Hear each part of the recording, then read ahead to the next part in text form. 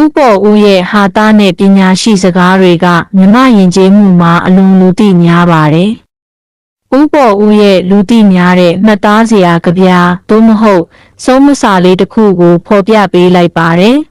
။ဥပေါ်ဦး၏လောကနီတိဆုံးမစာအရှင်ကောင်းမှအစေခံအဖေကောင်းမှသားသမီးဆရာကောင်းမှတပည့်လင်ကောင်းမှမယားလူမှုဆက်ဆံရေးမှာဥဆောင်သူရဲ့အခန်းကဏ္ဍဘလောက်အရေးကြီးလဲဆိုတာကိုမိမောင်းထိုးပြထားတာပါအရှင်ကောင်းမှအစေခံအထက်လူကြီးကသဘောထားပြေဝပြီးတရားမျှတမှလက်အောက်ငယ်သားကလည်းရိုသေကိုင်းဆိုင်ပြီးအလုပ်ကျွေးပြုမှာဖြစ်ပါတယ်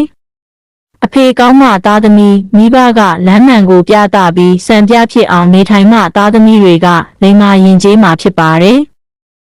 ဆရာကောင်းမှတပည့်သင်ကြားပြသပေးတဲ့ဆရာကအတတ်ပညာတွေမကပဲအကျင့်စာရိတ္တပါကောင်းမှုမှတပည့်တွေကထူးချွန်ထက်မြက်မှာဖြစ်ပါတယ်လင်ကောင်းမှမယားအိမ်တော်ဦးစီးကတောင်းဝင်ကြေပွန်ပြီးမြစ်တာထားမှဇနီးတွေကလည်းကြည်လင်သာယာတဲ့အိမ်တော်ရေးကိုတည်ဆောက်နိုင်မှာဖြစ်ပါတယ်